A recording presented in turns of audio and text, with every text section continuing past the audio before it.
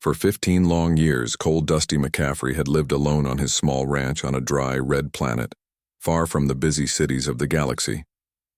Dusty had never been the social type. After his last battle as a soldier, he had decided to leave behind everything: his past, his family, and the noise of the world. The ranch was quiet, with only the wind and the stars for company. Dusty had learned to live on his own. He spent most of his days working the land, taking care of the animals and keeping his thoughts to himself. Every day was a struggle against the harsh desert environment, but he had come to love it. The days were hot and long, and the nights were cold and silent. It was a life of peace, but also of loneliness. Dusty hadn't had much contact with other people, and he had grown used to it. That was until the day the 3 Apache girls appeared. It was early in the morning when Dusty went to the nearby spring to fill his water containers.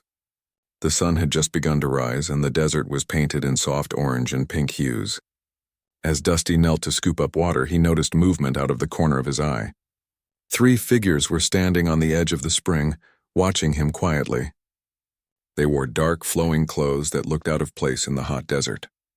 Their hair was black and long, and their eyes were sharp and bright. Dusty stood up quickly, surprised to see anyone so far from the town. He had lived on this land for years and had never seen another soul near the spring. The 3 women didn't speak at first. They just watched him, their gaze steady and unblinking. Dusty cleared his throat and took a cautious step back. "Can I help you?" he asked, his voice rough from years of silence. One of the girls, the tallest of the 3, stepped forward.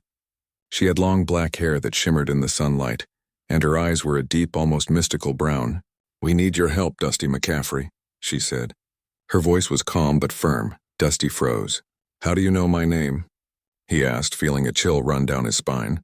He had never seen these women before in his life. "We know many things," said another girl, a shorter one with sharp features and a knowing smile. She had a kind of energy about her, an energy that Dusty couldn't quite understand. The third girl, who was quiet and serious, finally spoke. "We are Apache. Our people have been here long before the settlers came. We have been watching over the land for centuries. Now we need you." Dusty looked at them confused. "You need me?" "I don't understand," the tall girl nodded. "We are not like other people. We carry a power that has been passed down through our bloodline for generations, a power that has kept our people safe, hidden from those who would harm us." "Hidden from who?" Dusty asked, raising an eyebrow. The girl's gaze became more serious. "There are forces in this galaxy that want to destroy us, to take our power for themselves. They have been hunting us for years, and we have been running, hiding from them. But now they are coming for us again, and we cannot run any longer." Dusty's heart began to race. He had heard stories of powerful enemies in the galaxy, but he had never imagined anything like this. He looked at the 3 women, unsure of what they were asking. "We need your help, Dusty," said the girl with the sharp features. "We need you to marry us." Dusty blinked in shock. "What, marry you?" His voice was filled with disbelief. The girls nodded in unison. "Yes," the tall girl said. "You see, the power we carry can only be fully awakened if we are bound to someone strong, someone with a connection to this land, someone who has lived alone, someone who understands what it means to survive." Dusty took a step back. "You want me to marry you 3? All 3 of you?" His mind was racing, trying to make sense of their strange request. It sounded impossible. He had never even thought about marriage, let alone marrying 3 women at once. The third girl, who had been silent until now, spoke in a soft voice. "It is not just about marriage. It is about something deeper, something ancient. The bond between us will awaken the power that is inside you. We are the last of our kind. Together, we can stop the enemies who are coming for us." Dusty's thoughts were in chaos. He had always lived a solitary life. The idea of suddenly becoming part of something so big, so important, was overwhelming. But there was something in their eyes, something that pulled at him. He felt a strange connection to them, a feeling he couldn't explain.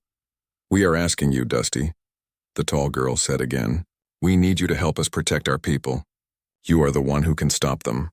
Dusty stood there, unsure of what to do. His whole life had been about keeping to himself, living in peace away from the dangers of the world. But now the world had come to him, and these women, these Apache girls, were asking for his help. They weren't just asking for help. They were asking for him to join them, to be part of something bigger than himself. He looked at the three of them, feeling the weight of their words sink in. "And if I refuse?" he asked, his voice quieter now. The second girl stepped forward. "Then the enemies will come and they will destroy everything.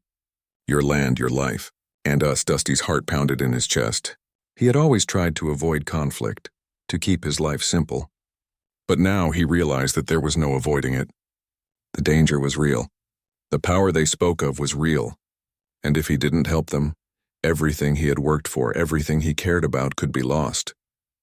He sighed deeply, looking down at the ground for a moment. When he looked up again, he saw the three women watching him, waiting for his decision. Finally, Dusty nodded.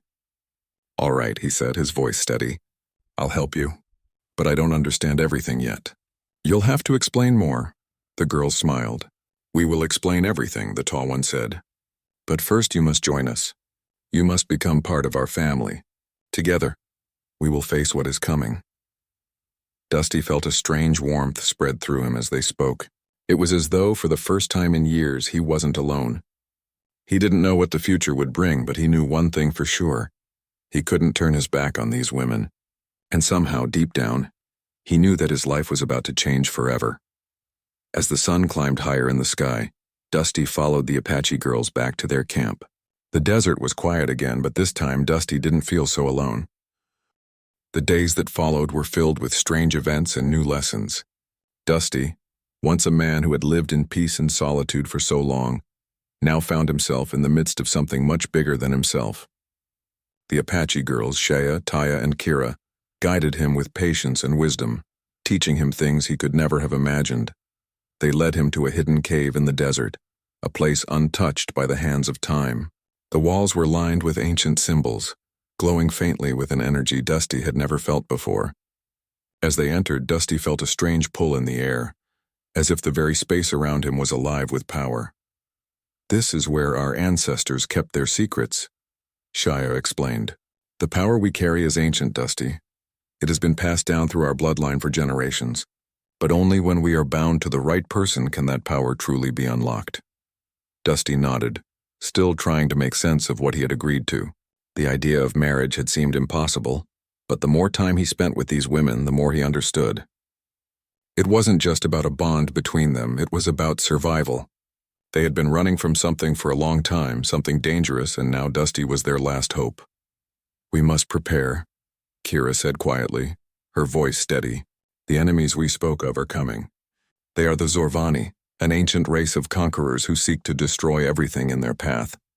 They are unlike anything you've ever faced, Dusty, but with your help we may have a chance." Dusty's mind raced. The Zorvani? He had heard rumors of ancient galactic empires, but he had never imagined he'd be involved in something so dangerous. He wasn't sure what he could offer these women, but he knew one thing: he couldn't back out now. Over the next few days, the three girls taught him how to connect with the energy around him, how to tap into the power they carried. Dusty struggled at first. He was a simple man, used to the land and the steady rhythm of everyday life. But with each passing day, he felt stronger.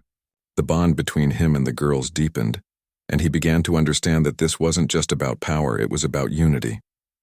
Together they could face anything. One night, as they sat around a campfire, Taya looked at Dusty and smiled. "You've come a long way, Dusty. You are learning quickly." Dusty smiled back, though he felt far from confident. "I still don't understand everything, but I'll do what I can.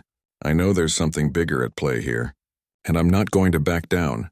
Shaya's eyes sparkled with approval. "We knew you would be the one, Dusty.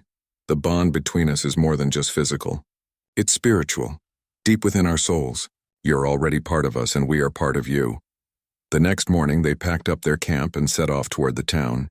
Dusty could feel the weight of the situation growing heavier by the day. The Zorvani were coming, and it seemed like no one was prepared for the destruction they would bring. He had no choice now. He had to help the girls, and he had to help the people of the town. As they approached the outskirts of the settlement, Dusty noticed something strange. The sky above was no longer clear. A heavy storm had begun to form, dark clouds swirling ominously. It was unlike any storm he had ever seen. "The Zorvani are already here," Taya said softly, her voice filled with worry. "We need to hurry."